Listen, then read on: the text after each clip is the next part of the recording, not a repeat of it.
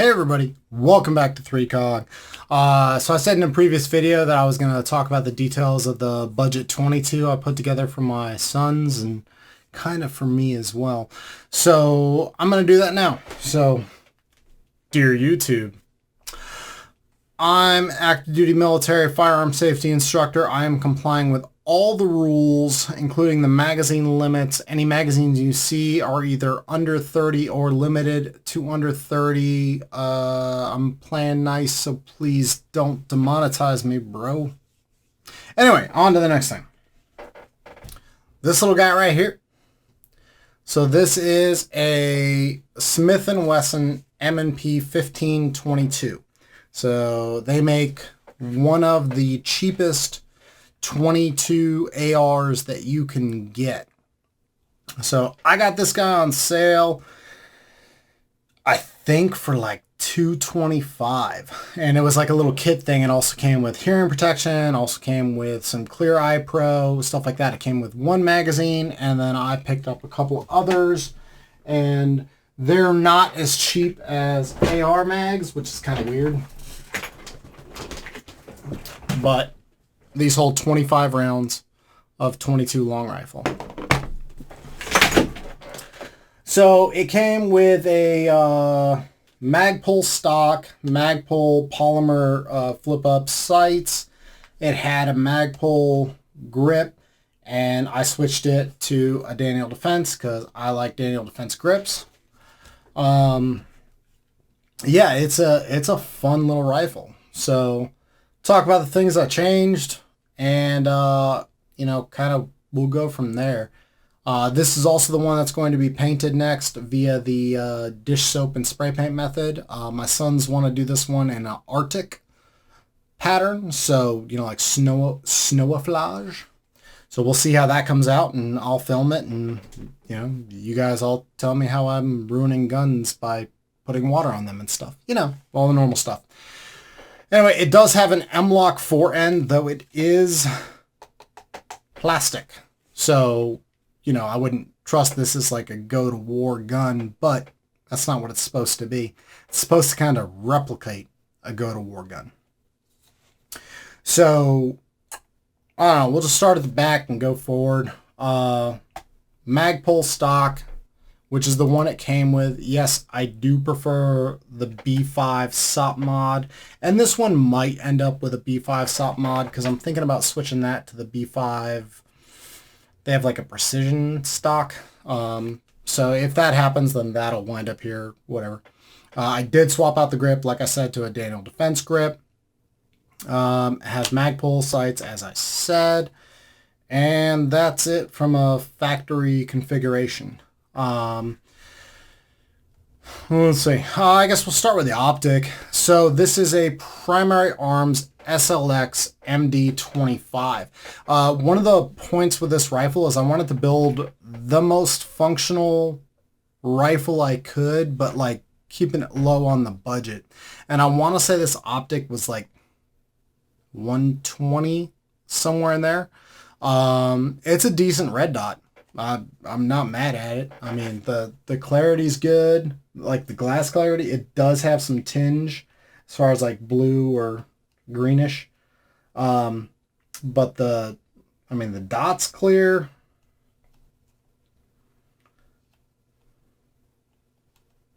Yeah, it's like, I've used a lot of red dots and I'm not mad at this one. It does also have night vision settings for the red dot as well, which is pretty cool.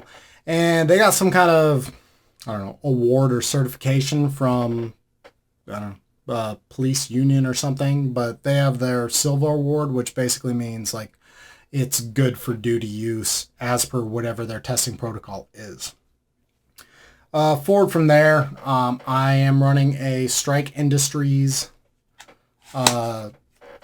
grip. I like the Strike Industries foreign grip. Like, it lets me pull in, I can push against barriers, I can pull against barriers. It does everything I want it to very, very well. I know a lot of people talk crap about Strike Industries, but I'm not one of them. As you can see, I've got this on that guy. I've got it on that guy. I think that's it. I think it's on 3 right now. I love the Strike Industries grip. So then on to the flashlight. So for flashlights, I generally like Surefire Scouts. That's what I run on my rifles, so that's what's there. I've got Surefire Scout on my other one. I've got, what I have? 3 Surefire Scouts, and then I have a Scout Mini. I like them, but they are pricey. They're $300, right? So this Streamlight, I think was $100. Could be wrong. There'll be links below where I can post them for all this stuff, but so you can check what it is right now. But the benefit of the Streamlight is that it came with the pressure pad, the wiring, and the little piece right here. It came with a couple of these, which help you trap the wiring and keep everything compact, which is pretty nice and pretty good for a budget flashlight. As far as budget flashlights go, Streamlight is what I recommend for the budget-minded person. Don't do Olight. Don't do eBay specials. Don't, like, it's like Streamlight or go higher from there is really my advice. And some people will argue and say their Olight's amazing, and I'm just very happy it hasn't blown up on you or caught fire yet. So it's it gives you a momentary on, gives you constant on, and it's, you know, adequately bright. Yeah. So all in all, into this gun, I'm in less than $600. So less than $600 gives me a reliable 22. It's worked very well for us. It's light because polymer. So it's lightweight. Like, it's definitely not a duty firearm. Don't use a duty gun for a 22, or a 22 is a duty gun. But it worked really, really well. And the nice thing is, like, my kids can just, you know, go ham and tap, tap, tap, tap, tap, tap, tap, tap, tap, tap, tap, tap, tap, to their heart's content. And okay, they're burning 22. Like, I have thousands of rounds of 22 that I bought 15 years ago that they can happily chug through. I don't care. So it's cheap, which is nice. The trigger is decent. So, show you that. Creep, creep, break. Reset.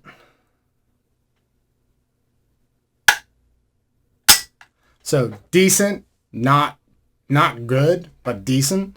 It's kind of mil-spec-ish, really. The safety is the only thing that's kind of annoying. See how it's stuck right there? So that's plastic on plastic. It doesn't positively click as well as a standard AR does. So you don't get the, like, it's just not the positiveness of the indents and everything else. It's just not there. And probably because that safety is plastic as well. I know some people have upgraded the crap out of these things and do all sorts of things. They replace the extractors. There's some Verkortsen parts that they like to use in them. Okay, like, if that's what you want to do. But I'm saying for less than $600, this is not bad. And you can use this in a training environment, even as an adult. And if you're shooting in a range that after a certain time they only allow suppressed or 22, well, this gives you a very, very practical 22 with a light option, and the mechanics and everything you're doing on your loads and your safety manipulation and everything, it's all the same as your bigger, better guns. So not with the exception of charging handle doesn't go back as far. So that's all you get on the charging handle. But not bad at all. Really happy with the purchase. Good price, and it's fun. And I've repeatedly made hits on call it a 8 by 10 inch piece of steel at 100 yards. Like once you get it zeroed, it drills them in there. So complaints, like I said, the safety. I wish it had the compensator, not because like you have to compensate the 22, but just aesthetically, like I just wish it had the standard compensator.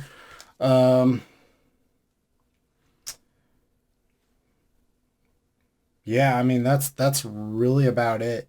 Like not bad, good training tool, either for you or for your children, and it's lightweight. Like they can start moving and shooting and learn muzzle up, muzzle down, all that stuff on the move with something like this, and it's so much lighter than even a AR pistol. You know, it's good training tool. So that's that one. Next time you guys see this will probably be when it gets painted, and we'll see how that comes out. But anyway, thanks for watching. Like, share, subscribe, all of that. If you're not already on my Facebook page, go on Facebook, search 3COG or 3 Kinds of Guns, and you'll find it. Get on there. I like to share a lot of memes and post some meaningful videos, but mainly it's pretty fun time. So come on down there. Thanks for being here. I'll see you next time.